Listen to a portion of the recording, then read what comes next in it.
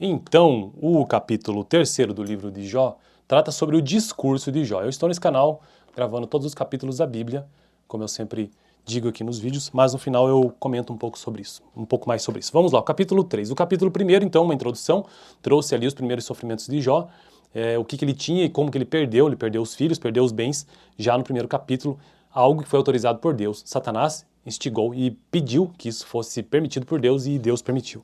Já no capítulo 2, a segunda aprovação de Jó tem a ver com sua saúde, e é ali que aparecem os seus amigos, inclusive, os 3 amigos iniciais, que é Elifaz, Bildade e Zofar. Bom, no capítulo 3, continuando no capítulo 2, porque o segundo capítulo terminou com os amigos de Jó sentados com ele no chão, por 7 dias e 7 noites, e não lhe disseram sequer uma palavra. Então imagine a situação em que eles ficaram juntos ali, totalmente em silêncio por 7 dias. Mas eu tô no chão aqui observando alguém que está em profundo sofrimento e não fala uma palavra. Isso por 2 minutos já é difícil, agora você imagine 7 dias, né, e 7 noites. Bom, então no capítulo 3º, finalmente Jó se manifesta, e aí o que é que ele diz? Vamos ao texto para descobrir. O discurso de Jó. Capítulo 3º, depois disso Jó abriu a boca, depois disso o quê? 7 dias em silêncio com os três amigos. Depois disso Jó abriu a boca e amaldiçoou o dia do seu nascimento. Veja, ele não amaldiçoa Deus, ou seja, ele não perde a integridade diante de Deus, ele amaldiçoa o dia do seu nascimento. E à noite, amaldiçoou o dia do seu nascimento dizendo, abre aspas, pereça o dia do meu nascimento, e a noite em que se disse, nasceu um menino, transforme-se aquele dia em trevas e Deus lá do alto não se importe com ele. Não resplandeça a luz sobre ele, chamem-no de volta às trevas e a mais densa escuridão, coloque-se uma nuvem sobre ele e o negrume aterrorize a sua luz. Apodere-se daquela noite, densas trevas, não seja ela incluída entre os dias do ano, nem faça parte de nenhum dos meses. Ainda falando sobre o seu próprio nascimento, né?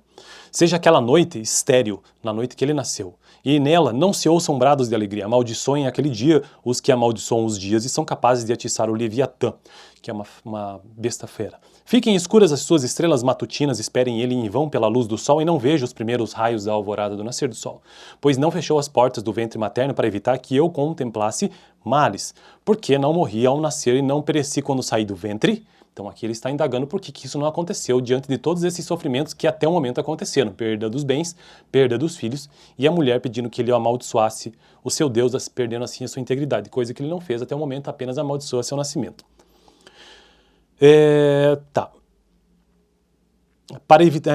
Pois não fechou as portas do ventre materno para evitar que eu contemplasse os males. Por que não morri ao nascer e não pereci quando saí do ventre? Porque houve joelhos para me receberem e seios para me amamentarem?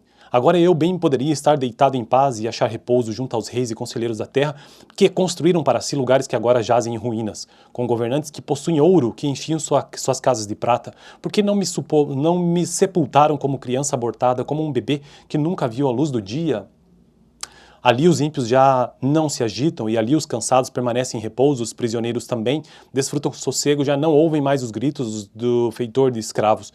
Os simples e os poderosos ali estão e o escravo está livre do seu senhor, porque se dá luz aos infelizes e vida de alma amargurada, aos que anseiam pela morte e esta não vem e a procuram mais, do que a um tesouro oculto aos que se enchem de alegria e exultam quando vão para a sepultura.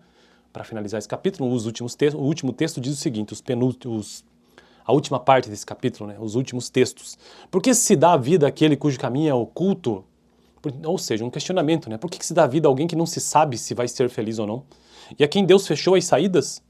Pois me vêm suspiros em vez de comida. Meus gemidos transbordam como água, o que eu temia veio sobre mim, e o que eu receava me aconteceu, não tenho paz, nem tranquilidade, nem descanso, somente inquietação. Então veja a terrível situação em que se encontra Jó, né?